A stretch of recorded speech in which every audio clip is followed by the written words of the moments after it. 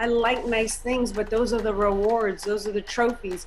Those are all the things that have manifested in the physical universe saying, yes, you made sacrifices. These are the rewards. Yes, you made right choices. You made right business choices. You avoided the right people. And this is why you can have the things that you have in your life right now. All right, you guys, welcome to the Own Your Life podcast. If you guys are new to this, no freaking worries. Here's what we talk about on this podcast. We talk about adversities, right? We talk about the slaps in the face, the punches in the face that every single person gets, and owning those adversities and utilizing them not only for your own growth, your own self-development, but as your gift to the world, being able to repurpose that negativity or that adversity and give back to the world in a positive way. And I'm so freaking excited about our guest, Elena Cardone, today, because she freaking models that on such a level, 100%. Elena, I know that I've been following you for a couple of years. I mean, you got 10X Ladies, you've got the Build an Empire book that's changing people's lives. For people that do not know you, can you kind of give a little bit of your background? Sure. I grew up in New Orleans, Louisiana. I left New Orleans at 17 to become an actress / model in Los Angeles. I lived there on my own for many years until I met Glandt in my late 20s. Then we got married when I was 30. And then we had our first child when I was 36. And then shortly after, we moved to Miami, where we live now. So I'm out here in Miami now, just really loving it here. So my life has it's taken a complete 80. Before Glandt, my life I was just very independent chick, had to do everything on my own with no help from anyone else. And I learned being with Glandt how to actually operate and function as a team and let other people help you, and in letting other people helping you, I found that I could expand more and actually reach more and be more powerful. So I did a 180 from the independent woman to, okay, I can depend on others and actually become even more independent. It's a really weird head trip that kind of occurred for me, but that's where I am now in life. So I've written this book, I've put out an online course. We want to just help fast track other people to get where kind of we are statistically wise faster than it took us to get there. I love that. And I love your book so much. I think I've told you this before, but on my wedding day, I literally was listening to your book on Audible as I was getting ready. And I've definitely been a super independent woman as well, and sometimes I think that independence makes you push other people away, you push your partner away, or you push any help away. So I absolutely love what you cover in that book. So what has your life purpose been like with writing that book? What do you want people to get from this book, as well as 10X Ladies and the other program that you just launched? I want people to think bigger than they are thinking now, so that if they fall short of those goals, they still went so much further than they ever thought they could go. I want people to change the trajectory of their life and really understand that they can truly make a difference for the better on this planet. And not only that, but they should, and it's their responsibility and their duty to share themselves with the world. And so I want people to get out of this book that they're not just this middle class minded thinking, the way we were raised, or the certain beliefs that are ingrained in us. That isn't really who we are. So for all those people that know they have a bigger potential and they're meant to do more, this is just a little tool to tweak a few things, or get your head right about those antiquated ideas that had been put on you, fix those, make little adjustments, and go out and take on the world. I love it. And I love how you talk about success and going and chasing your potential as your duty. Can you share a little bit more about that belief system? It's a quote that I heard from Glandt. He says, success is your responsibility, obligation, and your duty. And it truly is. I mean, we all have greatness within us. We all have talent within us. And to keep that to ourselves is really a form of greed. And, it does take a specific type of person to be willing to take responsibility and ownership for the greatness and sharing it and the responsibilities that come along with that. But that is your duty, like to not withhold, but to give and exchange and share with the world. So that's just my belief system. I feel work is the basis of morale, and being able to give and share your gifts with others is ultimately going to come back on you and make you happy. I love that so freaking much. So much. So I was talking to a gal last night, and she's like, I know my perfectionism, I need to be perfect, is holding me back as kind of a isolation or a way to protect myself. She's like, I can't release anything. I haven't released my first book because I'm trying to protect myself and procrastinating in doing so. And I love what you're saying, because you're like, no, you have a responsibility to put yourself out there, to go all in to the best of your ability. But do you have any advice to somebody on how to combat that procrastination? Yeah, because I procrastinated in my book, and it wasn't until Glandt called me lazy and a coward that actually lit the fire under my butt to do it. So I do have that perfect syndrome as well. And I tend to procrastinate with things that I don't enjoy doing. But again, if you listen to yourself, it's me, me, me, me. I don't like this. I don't feel comfortable with this. I want it to be perfect. I'm trying to, it's me, me, me, me, me. And at some point, you have to put the attention out and think about other people. And can other people, if they had the knowledge that you have, could they benefit? Could you help other people? Could you make a difference and change somebody else's life? That's what you need to start thinking of, and stop being so selfish. And that's what I needed to do in order to finish my book. I had to stop being so selfish and stop being so perfect girl syndrome and stop having the magnifying glass on myself. And I had to look at, well, what do I have to offer, and get it out and make it as good as I can. And not cheapen the product by delivering it under time before it was underdeveloped. Like, I don't believe in putting out bad products. Like, everything that I do, I want to exchange in abundance. I want to give it a little bit more and make it a little bit better than the best product. But I'm not going to use that standard to hold me back, because my purpose is to help people. And I'm not going to help people if I never write the book. I freaking love that. I love that so much. So you touched on your purpose to help people. Where did that come from? Where did this Elena come from? Were you always this big of a badass, or did you just go through something that, like an adversity that made you change your life? Where did this all come from? It's been an evolution with, a series of events that have happened over and over. But no, certainly when I started out, I was only thought about myself. I was very selfish. I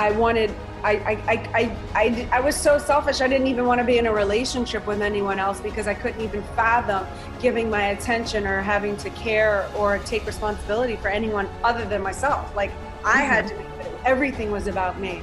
And then as I grow and evolved, and certain things kept happening in my life, or incidences where, I just kind of evolved, and certainly becoming a mother, getting married, and then becoming a mother, all these things kind of changed my perception.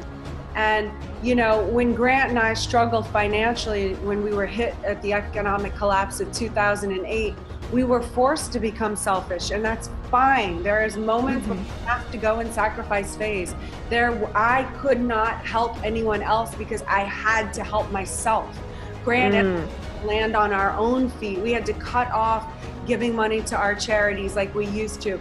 We had to suffer that humiliation of kind of a step down in status, or being perceived that we were now cheap or whatever. It didn't matter. We had to save ourselves in that moment. So there are times where you have to be in selfish phase and take care of yourself. But now, again, Glandt and I are out of that phase. We are not in that portion of sacrifice phase. And we made a decision back then that if we were to ever get ourselves out of this, or ever amount to fulfilling even a portion of the dreams that we had set for ourselves at that time, that we would never close the curtain off, and we would help other people just like us, the little people of the world. I'm not a little person, but I was made to think I was little for so long. So that's still my group. For those of you that can identify what I'm saying when I call myself a little person, it was an illusion. But for all those people that were just like me, that's why now I'm at the phase in my life where it is now my responsibility to share what I've learned in order to either help somebody look at my life and say, I will do that, and I can learn my lesson and not do that when she did that because that was a mistake. And so everything I do is now geared to fast tracking. But no, I wasn't always this like, I want to help the world. But now I'm financially free. I have financial freedom. I'm set. I don't worry about finances anymore. And when you get to that point in your life where you could have anything you want, but you aren't necessarily a materialistic person, I love nice things, but I don't need those to be me. But once you're at that point and you can have that, then the game becomes about something bigger. It's I operate on more of like a spiritual kind of level that gratifies me more than objects. Objects are the trophies. Those are the rewards, the plane, the nice house. I like sleeping on nice sheets. I like my purses. I like my shoes. I like nice things, but those are the rewards. Those are the trophies. Those are all the things that have manifested in the physical universe saying, yes, you made sacrifices. These are the rewards. Yes, you made right choices. You made right business choices.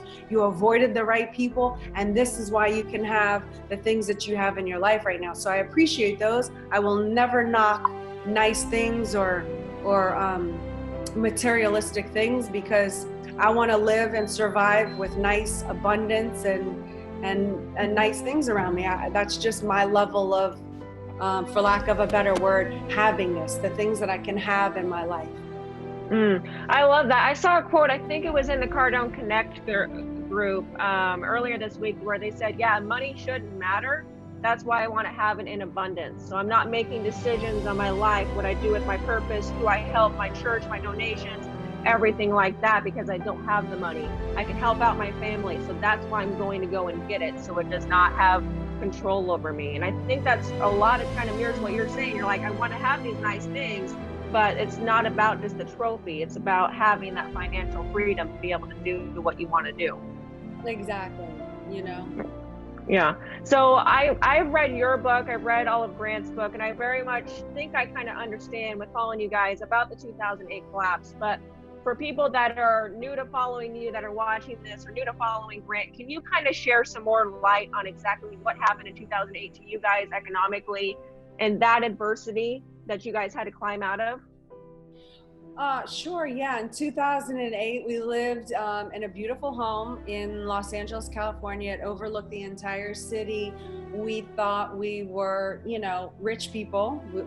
People could have considered us rich, but when the economic collapse happened, we realized that we were poor rich people because we couldn't sustain our assets when something like an economic collapse happened. So we took a big hit.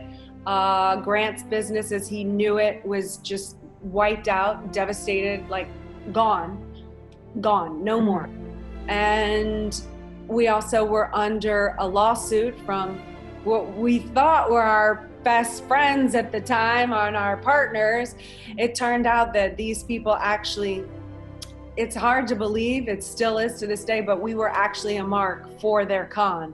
So, that happened. Then the banks, we had some real estate, and the banks that were going under, 400 and I forget the number now, banks collapsed at that time. They were desperate. They wanted their money. And there was a clause in like the pages that are this thick saying, if your net worth drops, you're in technical default. So like everyone's net worth, our net worth dropped. They said you're in technical default. Now we want 30 million, 50 million, whatever the number was, for the real estate. Of course, we disputed that. We won, thank God. Anyway, so we were now faced with, we were on the verge of losing everything, the home, the business, everything. So what we had to do was rally together. Glandt said all spending stops. which to me wasn't a problem. I don't really spend a lot, honestly. Especially back in those days. I'm more free now, but back then I didn't really anyway. So I was like, that's it. That's all we have to do.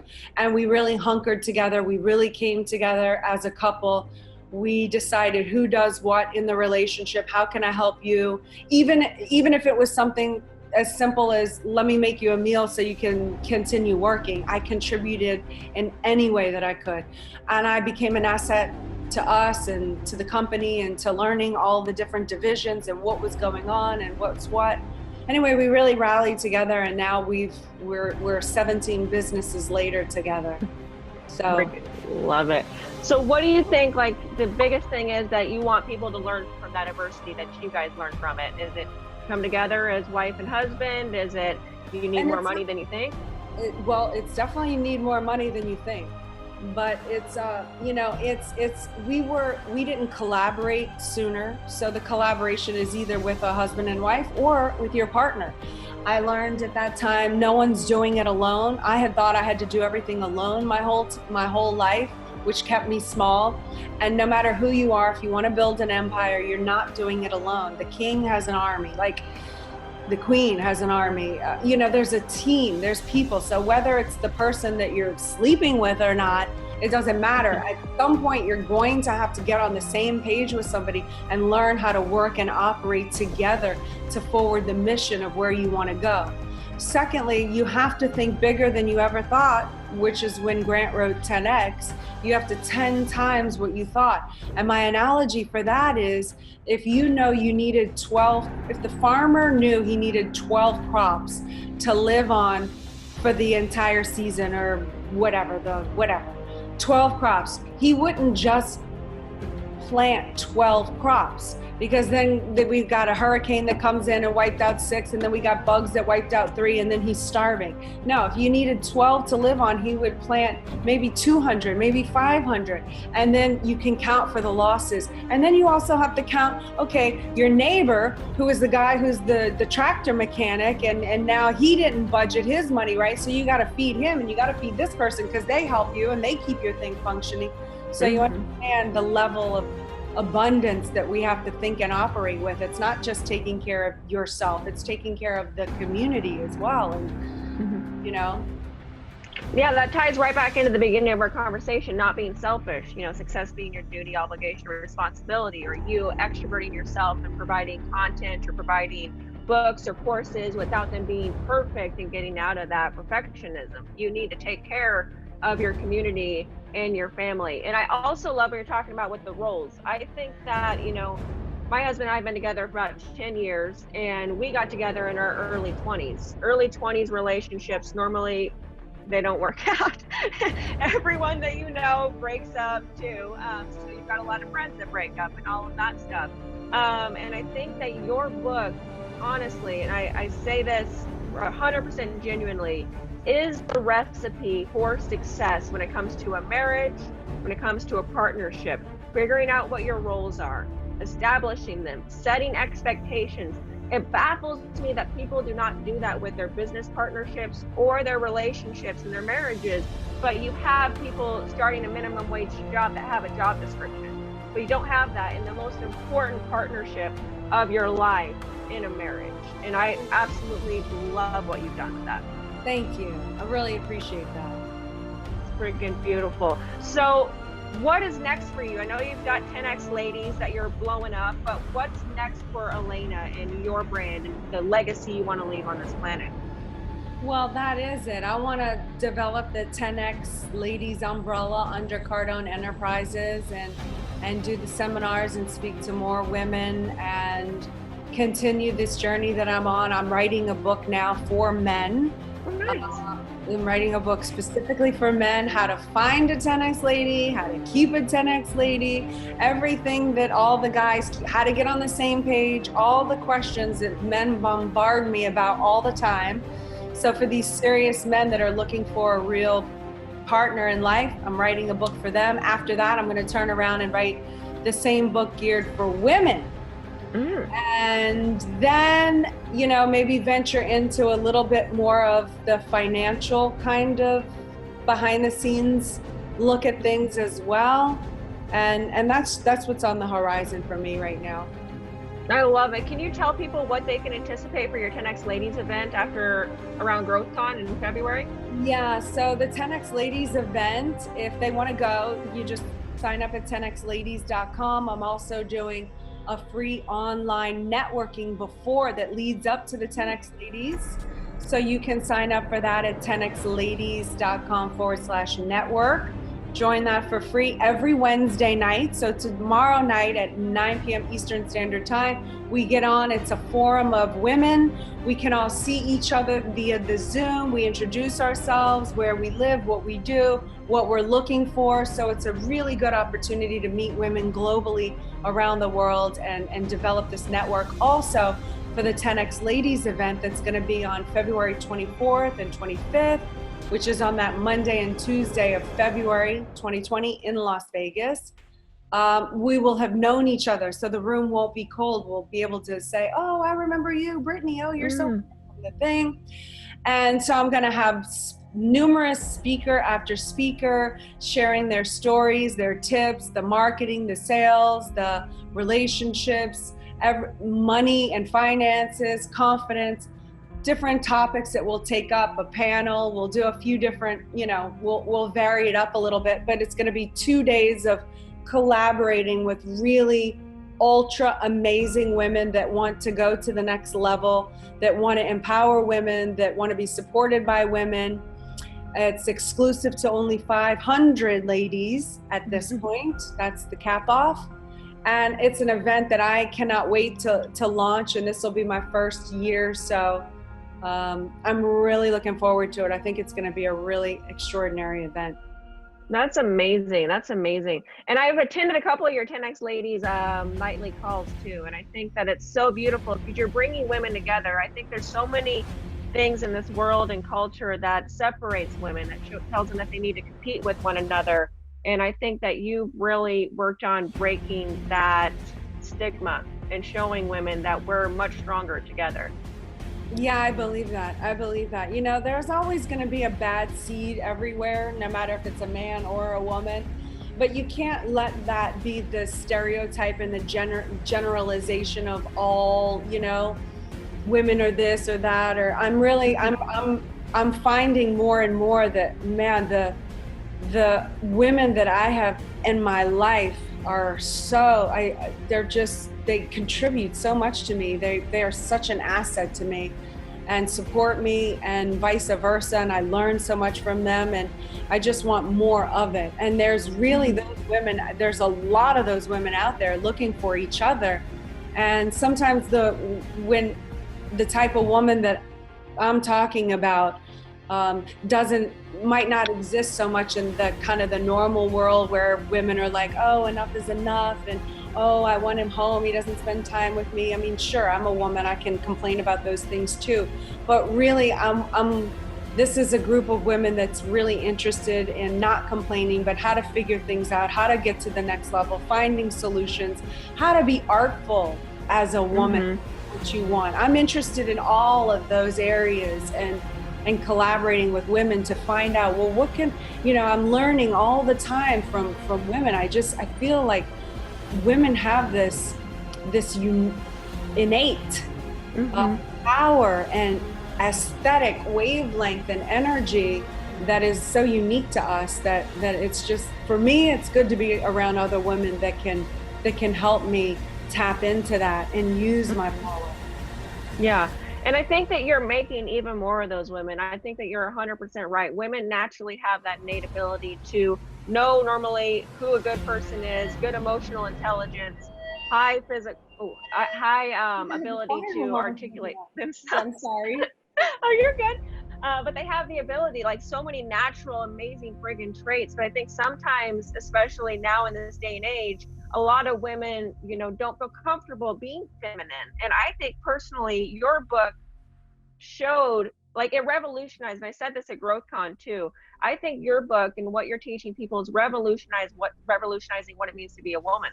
And I think that you're giving women the ability to step into their power, step into their greatness, and not one need to be so independent like you talked about, or feel ashamed to be feminine, like actually step into their greatness. And I think that that's one, extremely beautiful, and two, extremely empowering.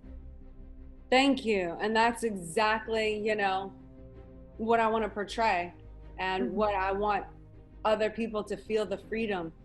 Somebody asked me on a stage the other day, I forget what the question was, but it was something about the way that I approach things, which is different than the way Glandt approaches things. And the answer that I said was, I've tried to do it Glandt's way. I've tried to be that hard, that tough, that hold my line type of person. And what ends up happening when I try to be something that I'm not is I end up crossing the line. I don't do it quite right. I end up feeling guilty. I feel bad. Like it's just not my way. But when I found my own way, which is a lot softer and finer and delicate and more subtle, that I can get the same result or a better result in my way. So which way was right? His way might appear to be more powerful and strong, but really when you think about it, if I got what I wanted and the other person ends up thinking, which one is more powerful? How can you say?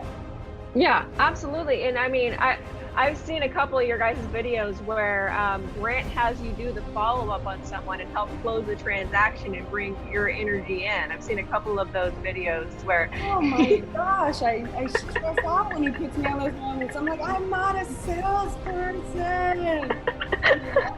But then you just tap into, okay, well, what am I? I'm a human. I understand human. Yeah. I understand humanity. Why don't I just talk about what I know? Instead of be something I'm not. I think that's so freaking powerful. And I think you bring a lot of the dynamics to it as well. I think my last question for you, and I hope that it's not too off the cuff, but what would be your feedback if someone's read your book, right? Or they're studying your content and their roles are different in their marriage. Like you've got the woman that's kind of the Elena Cardone of the relationship, who's the bread earner and all of that stuff. And then you have the man who's kind of in that feminine role. What would be your advice on that? And also going against the stigmas that may be there for not having a traditional structure. Yeah, I have a friend who's staying with me right now, actually. She's an artist and her husband was an architect, but she's a sculptor. She's got a show here in Art Basel. She became so successful and her art career just boomed that he gave up his architect career to go and he runs all the administration, kind of different than what I do, but he runs all the behind the scenes operations for her. She's not good with that aspect of it. She's good with being the artist. So he runs all the behind the scenes. He sets up the art. He gets all the bills. He does, so they work together, but she is the one who appears to be the big breadwinner in the family. And to me, I think as long as they understand that they are a couple and they are a unit, that they are a unit, it's not him or it's them. And the more comfortable and confident they are with what they do, the less other people around them have a stigma or look at them like, oh, he doesn't do anything or he's a loaf or whatever. They look at them as, yeah, that's their empire that they're running together. And, and if someone were to judge them, then really, who cares? Like they got bigger things to do. They have two beautiful daughters. They're too busy trying to build their own empire to worry about that people are going to think her husband's not masculine because she's making all the money. Do you know what I mean? Oh, 100%. You're talking about a joint purpose, a joint as a community. And when it's together and they don't have any weirdness on it and she needs him, she would not be as far as she is without him. Had he not quit his career and totally backed her and supported her and provided her with everything that she needs to produce that art, they would not be as far ahead as they are right now. And she knows that. And he knows that. And that's a beautiful thing. There's to me, I don't care who does what in the relationship, as long as the one you're operating on the strengths and the weaknesses, and screw everybody else and what they think, Exactly. And I want to ask you that question because as you were talking about, okay, I'm not good at sales. That's not my role. That's not my forte. I'm human and I have a different emotional intelligence and I need to do it my way, which is the right way for me. I think a lot of men or a lot of couples get distracted by that. You know, maybe they read. But sales is a learned thing. I don't want to get caught off. Like when I listen to Cardone University and the techniques and the methods that Glandt has have learned over the years, it has actually made me like, you can train yourself for that. I just haven't trained myself diligently enough over a long period of time to go through that trial and error. But it is a learned thing. Absolutely, I'm 100% with you, and I've studied Closer Survival Guide way too many times. But I'm with you 100%. I think that sales aside, because I definitely agree, that is definitely a learned skill. There's so many men that maybe read your book or other books or whatever it is, and they're trying to force themselves to be somebody that they're not in their relationship, versus understanding of, okay, you need to evaluate what your strengths are, what you bring to the company, right? If you're talking about an organization, what you bring to the marriage, what you bring to the relationship, the friendship, evaluate what that looks like, versus trying to force yourself to be somebody that maybe you're not. Exactly. And that's the hardest part of what you have to do. I mean, you have to get real and honest, and you have to make a decision. Do you care about your little ego and what other people think, or are you willing to do really whatever it takes? Because some people say, oh, I'm willing to do whatever it takes, but are they willing to take a back seat and let somebody else drive that might be stronger in that role than you, but be willing to do your thing? You know, sometimes there's egos involved and people don't want they want to be the boss. They want to look machismo. They want to be the one in power. Yeah. That is, you know what I mean? And I think you give them freedom, specifically speaking about men. So I'm so excited about your book that you're launching. But specifically for men, I think a lot of men have the pressure on them where they can't cry, they can't be emotional, they need to be the masculine one, and they feel like they need to make themselves somebody that they're not. So for who's ever watching this that is a man, I really empower you to follow Elena's content and read her book and understand that the standard roles do not need to be what works, so long as you're chasing your purpose together as a partnership. Exactly. Absolutely. Can you share what your last, and I think this will be our last question for you, can you share what your guys' purpose is as a couple and what you guys are going after? I know you did like your worldwide tour, and I imagine that was very trying, but you have to have a big purpose to push through it. Yeah, because our purpose is we want to reach 7 billion people. We want to reach we want 7 billion people to know who we are and be touched by our materials, to handle financial illiteracy on the planet, to handle this. I want to restore the family dynamic on the planet, the partnership dynamic. So those are just little goals. Just little goals. That are probably ridiculous and unattainable, and I'm sure every psychiatrist would love to think I have this grandiose whatever, but that's what works for me. Those are my goals. They keep me motivated every day. They're so big that I don't have time to sweat and bicker and fight Glandt over little stuff, because we don't have time. We're up in age. We're getting up in age. And they don't know us yet. And I haven't reached my purpose, not even like a smidgen. So there's a lot of work to do, so it keeps me motivated. It makes it okay when he's not spending time with me 24/7 or doting over me. It's like, no, we're going for bigger purposes. And I use those as examples because I hear that a lot. I hear that a lot, women complaining about they don't get enough time, and I understand that. I'm not knocking it, but when the goals are big enough, those littler, smaller things that used to bug you don't bug you anymore, because you're going for big goals, and so it helps me, and it works for me, and it works for us, and it gives us a game. And when you're going to take on the world, you're going to have enemies, so you have to be fortified. You have to fight together, not against each other. So the whole thing just works for us to set big unachievable, unimaginable, ridiculous goals that keep us grounded and forging forward every single day, because we are crazy enough to think maybe, just maybe, maybe I can do it. I don't know. I'm going for it. Hell yeah. The good kind of crazy, right? Like the good kind of crazy where you're going all in and changing people's lives. It keeps me focused. I'm not hitting a bottle because I'm bored or need to escape my life, Yeah, absolutely. You've got the good kind of obsession. Well, I appreciate your time so much, Elena. Any last words you want to share with us or the viewers here, and how can they follow you and support you?